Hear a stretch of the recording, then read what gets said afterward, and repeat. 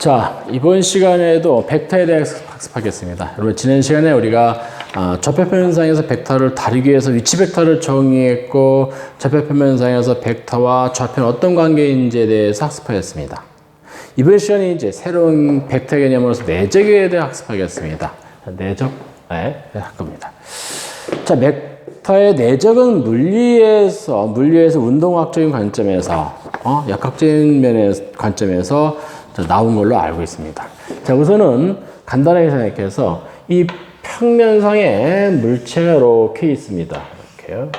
물체 무게가 좀 무겁다고 합시다. 이제 물리에 이런 게 있습니다. 어떤 물체에 힘을 가했을 때 물체가 이동을 하겠죠. 그러면 이제 힘을 가한 방향으로 물체가 이동했다면은 그 물체는 일을 했다라고 합니다. 자, 다시 여기서 보면은 물체가 있는데 물체가 이쪽으로 이렇게 물체를 당깁니다.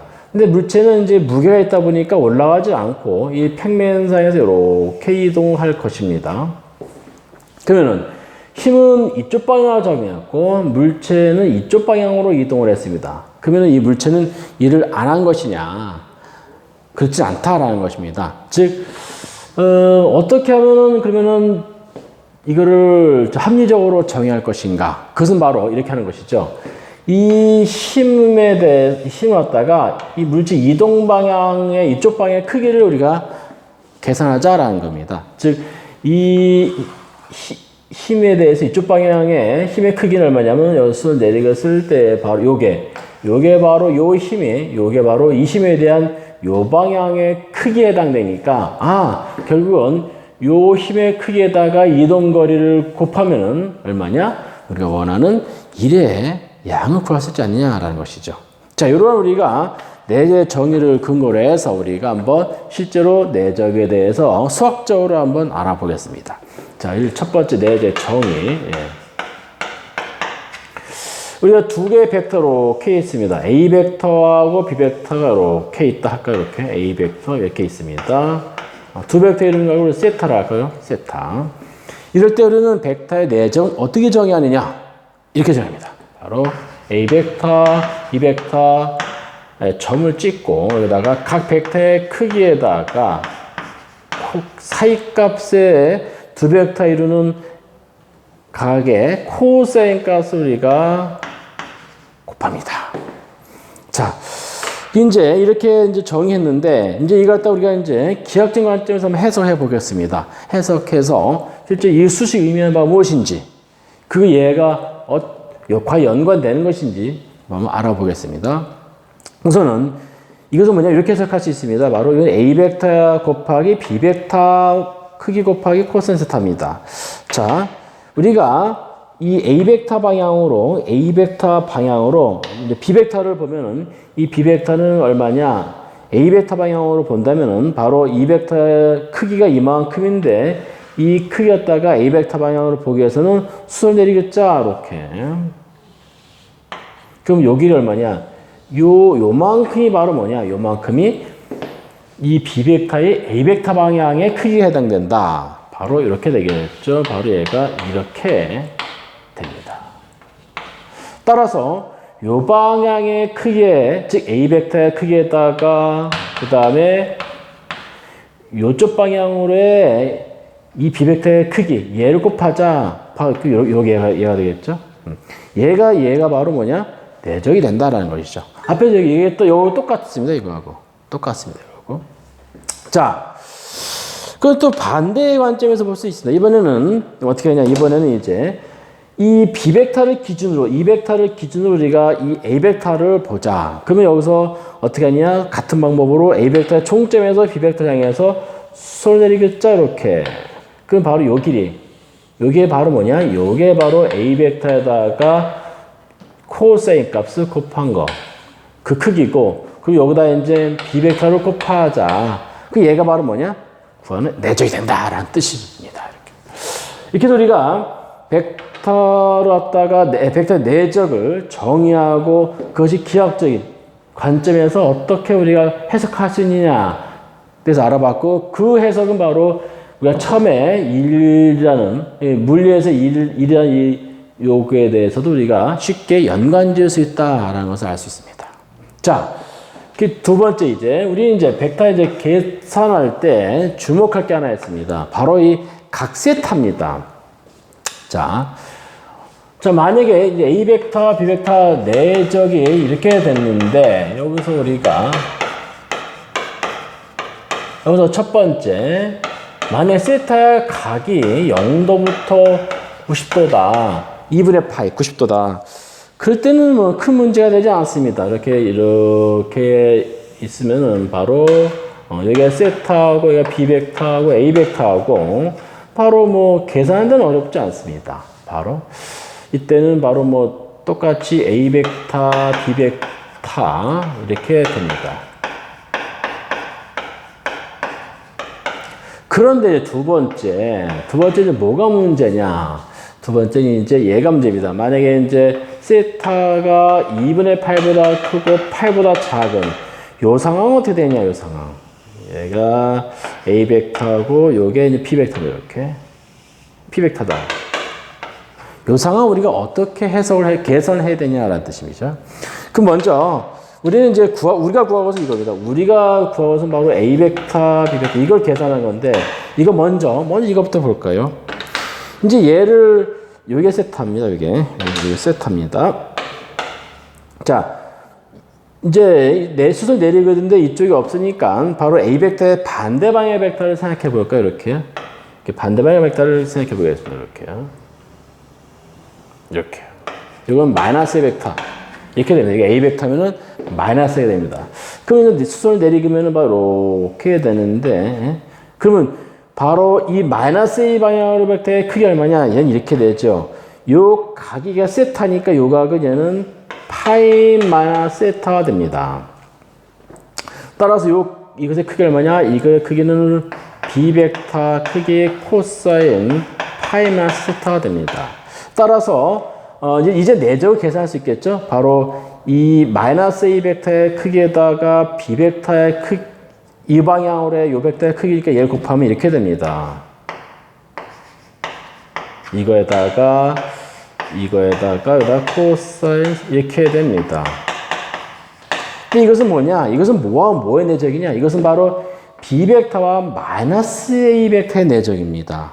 따라서 얘는 마이너스 A 벡터 이렇게 됩니다. 자, 얘를 이제 정리해보면 이렇게 됩니다. 정리하면은, 이 마이너스는 이쪽으로 넘길까요? 넘기고, 이 마이너스는 크게 아니니까 플러스가 됩니다. 그럼 이렇게 됩니다. 바로 A 벡터, B 벡터는 마이너스 A 벡터, B 벡터, 코사인, 파이 마이너스, 이렇게 됩니다. 이렇게 됩니다. 아, 무슨 말이냐? 즉, 세타가 둔각일 때는 우리가 계산을 이렇게 한다라는 것입니다. 네, 여기서 이렇게 했지만 실제 우리가 이 상악함수 상악함수에서 코사인 값을 계산하는 방식이 있죠. 얘가 만약에 예각일 때는 그대로 계산하지만 둔각일 때는 얘를 예각처럼 계산하고 그 다음에 세타의 각이 얘가 둔각이라면 코사인의 음수값을 가지니까 앞에 마이너스를 붙인다라는 게 있으니까 우리가 코사인 상악함수를 계산하는 방식으로 계산하면은 충분히 원하는 오류 없는 값을 구할 수 있습니다. 자, 이제 그 다음 볼까요? 그 다음에 이제 이 내적을 이제 우리는 이 좌표 평면상에서 한번 다뤄볼 생각입니다. 앞에서 우리는 벡터를 좌표 평면상에서 어떻게 다루는지에 대해서 살펴봤다면 이번에는 이제 이 내적을 좌표 평면상에서 어떻게 다룰 것인가. 그렇다면 결국 뭐냐면 내적은 성분으로 어떻게 표현되느냐라는 문제가 되겠습니다. 자, 그럼 여기다가 두 번째 주제가 이제 내적과 성분이죠. 내적과 뭐 성분 이렇게 할까요? 이렇게요?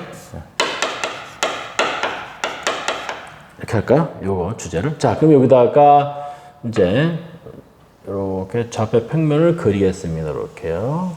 예. 이렇게 우리가 내적과 성분, 내적이 성분이 내적. 여기다가 이게 y축, x축하고 여기는 원점을 두고, 자, 이러한 A100 시점이 오고 종점이 A에 이런 A1, A2 벡터가 있고, 그 다음에 시점이 오고 종점이 B인 이러한 B1, B2 벡터가 있습니다. 두 벡터 이루는 각은 세타하고 이치 벡터로서 A 벡터를 표시하고 B 벡터를 표시할까요? 우리는 여기서 이게 궁금합니다. 우리는 바로 두 벡터 내적이니까 이렇게 우리가 쓸 수가 있는데, 이것을 우리가 성분으로서 우리가 계산을 할 생각입니다. 표현할 생각입니다. 자, 어떻게 하느냐? 첫 번째 우선은 이렇게 할 겁니다. B점에서 A 방향으로 수선을 내리겠습니다. 이렇게. 수선 내리면서 수선에 바로 H를 할까요? 그러면은 이 OA 벡터하고 OH 벡터는 시점도 같고 방향이 일치된 그러한 벡터고, 따라서 우리는 OH 벡터는 바로 OA 벡터의 실수배로서 표현할 수가 있습니다. 물론 그러다 보니까 이것의 크기를 보면은 바로 OH 벡터의 크기는 이렇게 되겠죠. 네. 자, OH 벡터 갖다가 같은 방향의 시점이 같으니까 우리가 이렇게 표현할 수가 있고, 즉 OA 벡터 같은 실수를 표현할 수가 있고, 크기도 이렇게 됩니다. 물론 이제 OH의 성분 또한 우리가 구할 수 있죠. 여기가 A 벡터의 성분이 OA 벡터의 성분이 A1, A2니까 이렇게 되겠네요. K의 A1, A2 이렇게 되겠네요. 이렇게 됐습니다. 자, 이제 다시 일로 돌아와서 자, A 벡터하고 B 벡터 내적이라는 것은 바로 뭐냐면은 이 벡터의 크기, 이 벡터의 크기 이렇게 되죠. 바로 OA 벡터의 크기, 그 다음에 OB 벡터의 크기, 그 다음에 코사인 세타인데, 이 코사인, 요게 얼마냐? 코사인 세타에 해당되는, 얘는 바로 뭐냐면, 요 벡터에 대한 요 벡터 방향의 크기인데, 바로 요거죠. 요게 바로 얘가 OH 벡터에 이렇게 되죠. 따라서 얘는 바로 OA 벡터에다가 OH 벡터. 이렇게 됩니다. 근데 OH 벡터가 뭐냐? OH 벡터는 바로 여기 나왔었죠? 바로 K의 OA 벡터. 따라서 크기를 본다면 바로 K의 OA 벡터의 제곱. 이렇게 우리가 쓸 수가 있습니다. 근데 OA 벡터는 무엇이냐? 이거 크기는 바로 이거의 크기니까 얘는 바로 K의 바로 A1의 제곱 플러스 A2의 제곱. 이렇게 우리가 성분으로서 크기를 표현할 수가 있다 이거죠. 자, 이제 그 다음, 이제 우리는 이 K 값만 구하면 됩니다. K 값을 구해보기로 하겠습니다. 자, K 값을 어떻게 구하냐? 여기서 볼까요? 요 삼각형은 직각삼각형입니다. 따라서 피타고라스 정리를 우리가 적용한다면 이렇게 됩니다. 바로 OB의 벡터의 크기의 제곱분 OH 벡터의 크기의 제곱 플러스 바로 BH가 됩니다. 바로 BH 벡터의 크기의 제곱 이렇게 됩니다. 그러면 얘는 바로 요 크기니까 구할 수 있고, 얘도 여기서 구할 수 있습니다. 우리 이제 얘만 구하면 됩니다. 자, 그러면 BH 벡터가 뭐냐부터 볼까요, 우리가? BH 벡터가 무엇이냐? BH 벡터라는 것은 바로 뭐냐면은, 요거죠. 얘가 바로 얘가 OH 벡터 빼기 OB 벡터인데, 얘가 OH 벡터 바로 얘죠. 바로 K의 A1, K의 A2 빼기 B1, B2 이렇게 되겠죠? 예. 따라서 얘는 바로 K의 A1 빼기 B1, K의 A2 빼기 B2 이렇게 됩니다. 따라서 이것의 크기 얼마냐? 크기는 바로 이것의 크기가 되겠죠? 자, 이제 이것의 성분으로 크기를 갖다가 성분을 표시하고, 이 OH 벡터의 성분을 갖다가 크기를 표시하고, BH 벡터도 크기도 성분으로 표시해 보기로 하겠습니다. 여기다 쓰겠습니다. 자, 그럼 이제 이것은 바로 제곱이니까 이렇게 되겠죠. B1의 제곱 플러스 B2의 제곱.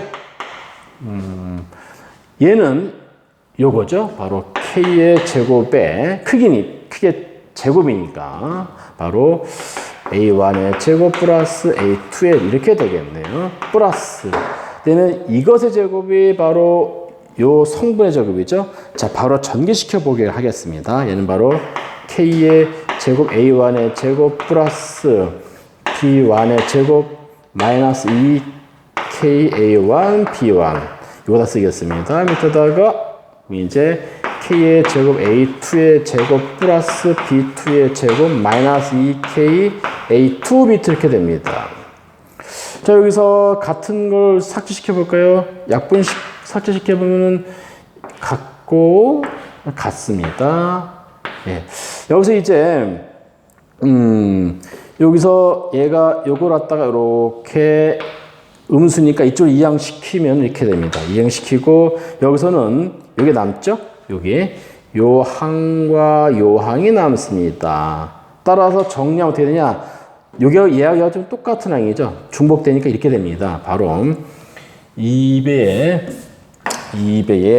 바로 K의 A1, AB1 플러스 A2, B2는 얘는 바로 얼마냐? 여기서 2K의 제곱에 A 제곱 1의 제곱 플러스 A2 이렇게 되겠네요. 이렇게 됩니다. 자, 여기서 이렇게 E 약분되고 K 약분되니까 이렇게 됩니다. 바로 K는 이렇게 됩니다. K는 바로 A1의 제곱 플러스 A2의 제곱, 그 다음에 A1, B1 플러스 A2, B2 이렇게 됩니다. 자, 우리가 구한 K 값을 요 K 값을 이제 어디다 대입하느냐? 바로 여기다 대입하는 겁니다. 여기다가 대입하면 됩니다. 자, 대입해 보겠습니다. 자, 그럼 우리는 A1과 A2의 내적은 K의 이건데 이렇게 표현되는데 아니죠. 여기 아니라 계산을 크기니까 여기가 대입하면 안 되고 여기다 대입해야 되는 여기다가 그죠?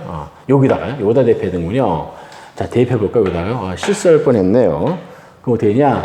여기다가 대입하면 이제 바로 A1의 제곱 플러스 A2의 제곱에 A1, B1 플러스 A2, B2 그 다음에 이거 바로 A1 제곱 플러스 A2에 이렇게 됩니다. 이 약분이 되니까 나오는 게 뭐냐? 얘만 남죠. 요것만 남습니다. 그래서 더 써면 됩니다. 여기다가 바로 A1, B1 플러스 A2, B2 이렇게 됩니다. 자, 정리 이렇게 됩니다. 정리를 해보면 이렇게 됩니다. 정리해보면 우리가 이렇게 쓸 수 있습니다. 즉, 이렇게 요 벡터의 성분이 이거고 요 벡터의 성분이 이거일 때 이 두 벡터의 내적으로 우리가 성분 표시가 어떻게 되냐? 즉, X 성분끼리 계산하고 그다음에 Y 성분끼리 계산한 값. 요게 바로 우리가 찾는 내적이다. 내적으로 성분을 표현한 거다. 즉 내적을 성분을 이용해서 우리가 연산 처리할 수 있다. 이런 뜻입니다. 자, 한번 우리가 간단한 예를 본다 이런 뜻입니다. 간단 여기다가 예를 볼까요? 여기다가 하면은 만약에 A 벡터가 만약에 뭐 1,2이고 B 벡터가 만약에 마이너스 3,4다. 그러면 이제 A 벡터하고 B 벡터의 내적이 얼마냐? 그러면 이제 성분끼리 계산을 하니까 1 곱하기 마이너스 3 플러스 2 곱하기 4. 그래서 바로 마이너스 3 플러스 8이니까 5. 이렇게 우리가 내적을 계산할 수가 있습니다. 이렇게. 자, 이번 시간에 여러분들은 무엇을 했냐면은 바로 내적에 대해서 학습했습니다. 내적이란 무엇이냐? 정의부터 기하학적인 관점에서 바라보는 거. 그 다음에 내적을 갖다가 이제 다루기 쉽게, 좀 취급하기 쉽게 좌표표면에서 다루는 것에 대해서 학습하기 위해서 내적을 성분을 어떻게 표현할 수 있는가. 그래서 내적과 성분사의 관계에 대해서 우리가 여기서 학습을 하였습니다. 그리고 간단히 예제를 하나 우리가 풀어봤습니다. 자, 수고하셨습니다.